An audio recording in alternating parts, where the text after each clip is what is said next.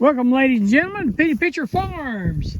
As we've come out and we're feeding another row of hay, or a half a row. And we moved these ladies back into paddock number 2 today. Moving them over here from paddock 1, which is behind what we call the Uncle JB paddock. And look at this grass starting to green up. When you look around through here, you can see it very well on the other side of the hills we came over. But you can see down in there them green clumps of grass starting to green up. And Tyler, I believe they're actually starting to sprout just a little bit. Look at all these ladies here eating in this hay here. As Tyler spreads it out here. Here's these heifers that we bought from Sturgeon Farms. Look how well they've done this winter over here. They're doing very well. Well, we got a little mystery today as we came over and looked, checking on these animals. We're expecting a calf or two here, but we're not expecting it until March or the end of March to maybe having our first ones.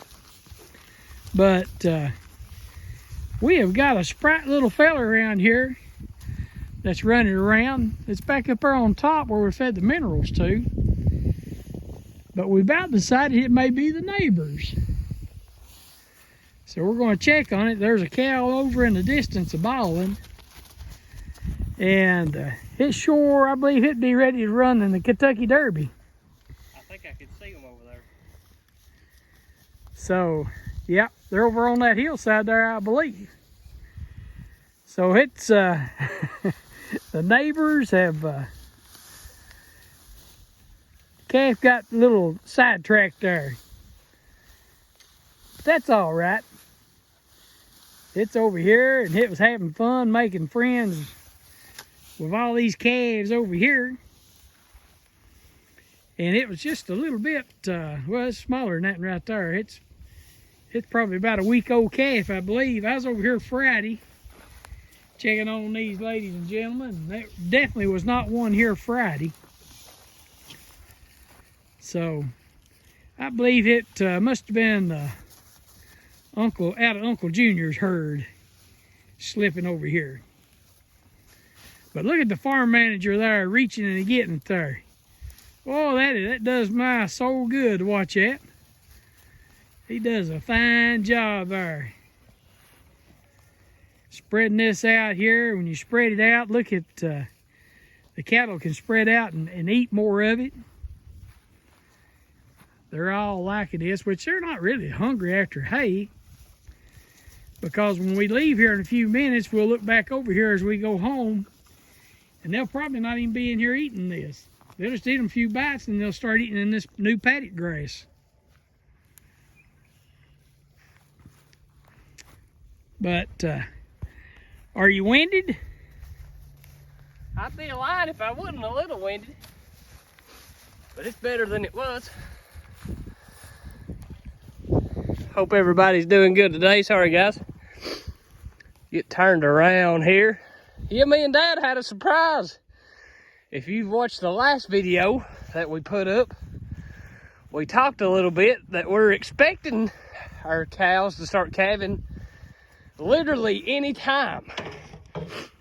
And when we and Dad pulled in just now, we topped the hill and seen everything, and there was a brand new baby calf, probably not even a week old. And I told Dad, I said, look at that. And it was solid black. And you guys know that we bred to Hereford bulls. So 99% of the time, if you breed a Hereford bull to a black cow, or a Hereford bull to anything for that matter, from what I've seen in life, the baby's going to have a white head at least somewhere on it. The majority of you babies, if you breed to a Hereford bull, if you got a black cow and a Hereford bull, most of the time they're going to look like that right there. Most of the time. But even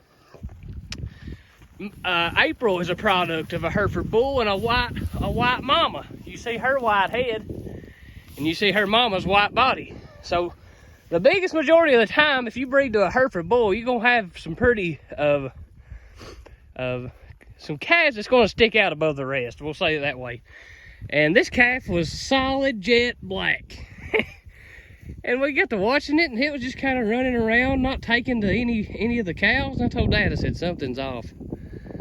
And we turned the mule off and everything, and was real quiet and started watching. And that calf went to every cow, had every calf, and you could tell it just wouldn't. It knew that it was not, didn't belong here. And like Dad said, we got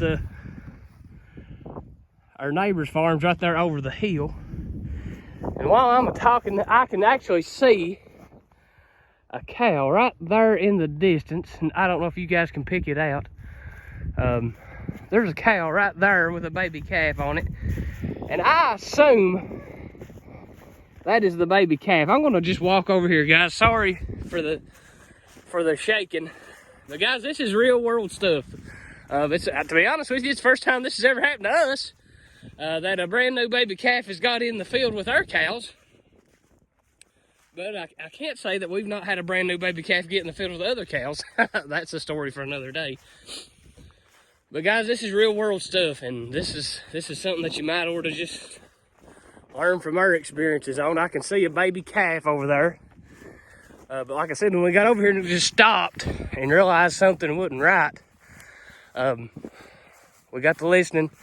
And a cow over here at the neighbors started bawling. And me and Dad knew then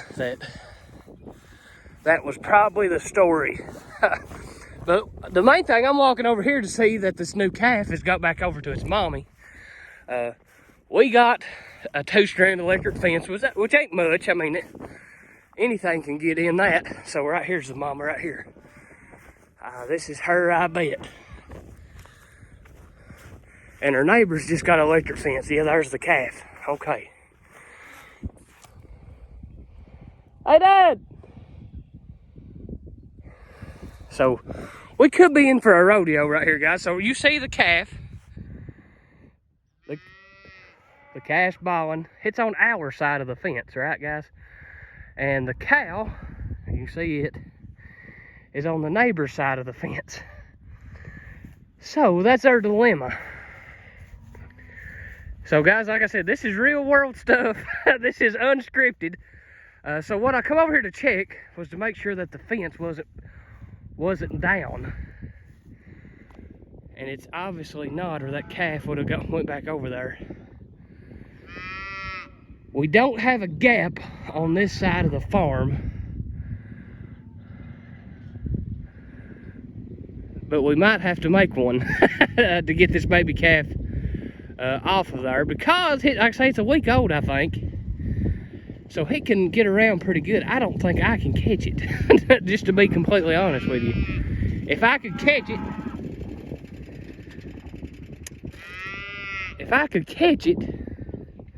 I could just set it over the fence. The neighbor has just got 1 strand of electric on his side, so if I could catch it and just lift it over top of our fence, I think he could get back in there. It looks like it might just come up over here to Dad. Well, guys, like I said, this is real world stuff. I can't say that I've ever had this happen. You guys comment down below if you've ever found yourself in such a predicament. A new baby calf that's not yours on your farm that may not go back. So I don't really know what Dad's doing. He may have heard me talking.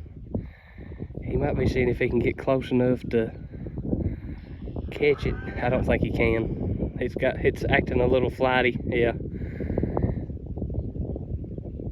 I couldn't catch that with a jet airplane. But let's just see what it will do. Like I say, we just got 2 strands, but one of them's electric and one of them's barbed wire. So I don't want to push it through the fence. Just afraid that it'll hurt itself or it'll get shocked or something like that, and or tear the fence down. Don't necessarily want that either. Oh, here it goes. There it went. It just jumped through it, guys. There we go. All right, perfect scenario. Here we go. It just went through the neighbor's fence. Reunited. There we go, guys. There you go. It didn't tear our fence down, did it? It just jumped between them, didn't it? Okay. Hey, there you go. Best case scenario, guys. That'll work. Oh, I tell you. It didn't tear theirs down? Good. Good. Well, there you go, guys. And that right there could have been one of those $700 saves right there, guys. If that calf would have got over here and panicked and not got it back across the fence, if it had stayed over here for 4 or 5 days, it could have starved to death, guys. So that's just, hey, that's just, when you're in the farming business, guys, it's untelling what's going to happen. But with that being said, you got to take care of your neighbors too. In that situation right there, if we couldn't have got it called or couldn't have got it outside of our fence, we'd have had to call in the neighbor to get us a game plan together. Because like I say, we don't want nobody's calves to die or starve to death, for the animal's sake or for the farmer's sake. So, job well done, Junior.